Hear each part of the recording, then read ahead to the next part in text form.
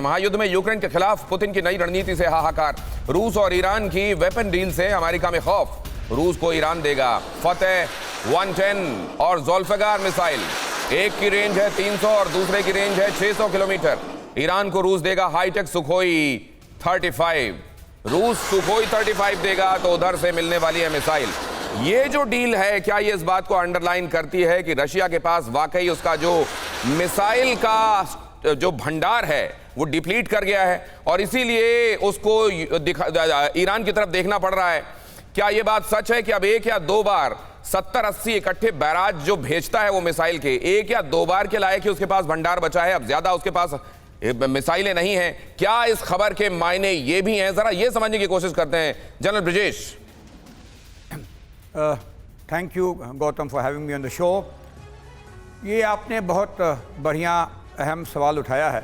अभी तक तो हम लोग ये बातें करते रहे हैं कि कितना ऑर्डिनेंसेस, हवाई का सामान यूक्रेन के पास विदेशी देशों से आया है और कितनी इसकी खपत हो रही है। इस लड़ाई में जो ऑफेंसिव पावर है वो रशिया है और रशिया ने फ्रंट खोला था करीब 1100 किलोमीटर का मार्च के महीने में जब चढ़ाई की थी तब।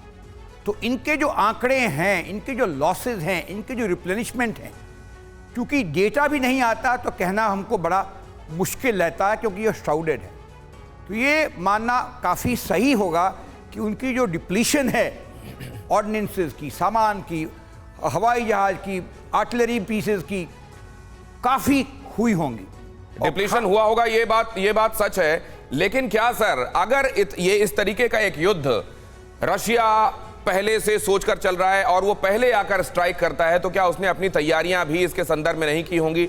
या जब कहते हैं खुद पुतिन की युद्ध उम्मीद से ज्यादा लंबा खिंच गया, यहीं पर यह बताता है कि उनकी तैयारियां इस संदर्भ में कम थी। राजीव सर, बहुत जल्दी से आपका कमेंट चाहूंगा। एक खबर बताने के बाद, रूस ने यूक्रेन पर कम किए ईरानी ड्रोन से हमले।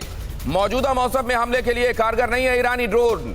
विंटर में तबाही के लिए रूस को चाहिए ईरान की मिसाइल। इराक में अमेरिका एयरबेस पर ईरानी मिसाइल ने मचाई थी तबाही। अमेरिका के जो इराक में एयरबेस हैं, बहुत प्रिसीजन के साथ हमला बोला था ईरानी मिसाइल्स ने। लेकिन कहा यह जाता है वेक्टर कंट्रोल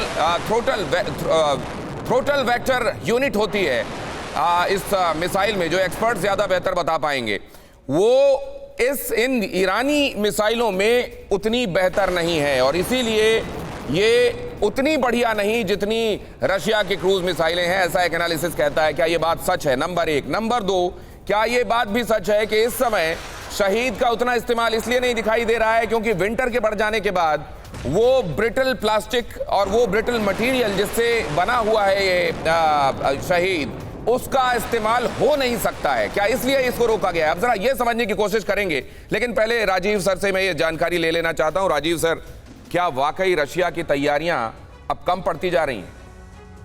देखिए, 9 महीने युद्ध के हो चुके हैं और इन 9 महीने निश्चित ही रशिया कभी नहीं सोचा होगा कि वह इतनी लंबी 9 महीने से ऊपर 10वें महीने तक उसे लड़ाई लड़नी पड़ेगी। और जिस तरह से प्रक्षेपास्त्रों का उपयोग इस संघर्ष में हुआ है, हमें नहीं लगता है किसी और युद्ध में इस तरह का इस्तेमाल हुआ होगा। एक देखिए, प्रक्षेपास्त्र बड़ा ही महंगा आती है और ज्यादातर इसका इस्तेमाल बड़ा सोच समझ के लोग देश अपनी रणनीति में करते हैं। लेकिन रूस ने एक तरह से बम्बार्डिंग, यहाँ तक कि हाइपरसोनिक मिसाइल्स तक का उसने इस्तेमाल कर दिया है। तो यह डिस्परेशन निश्चित ही एक हद तक अगर हम विश्लेषण करें तो साबित करता है। तो जब ऐसी स्थिति में निश्चित ही उसे दूसरे देशों पर आश्रित होना होगा, मित्र राष्ट्रों पर आश्रित होना होगा और मित्र राष्ट्र बहुत कम है रूस के पास। लेकिन सवाल तो ये है सर कि अभी तक तो अब देखिए, ये रशिया ने खुले तौर पर कह दिया है कि मिलिट्री बैकर हमारा जैसा ईरान है वैसा और कोई नहीं। ये बात ठीक है कि आपका वैसा कोई मिलिट्री बैकर नहीं है, लेकिन आपको अभी तक ये ज़ुल्फ़िकार मिल जाना चाहिए था। उस स्थिति में आपको फतेह मिल जाना चाहिए था। मतलब इसका यह है कि वेस्ट की तरफ से जो आर्म ट्विस्टिंग हो रही है, जो सैंक्शंस लगाए जा रहे हैं और जिस तरीके से त्योरियां चढ़ाकर ईरान की तरफ देखा जा रहा है, ईरान उसके बारे में सोचने के लिए भी बाध्य है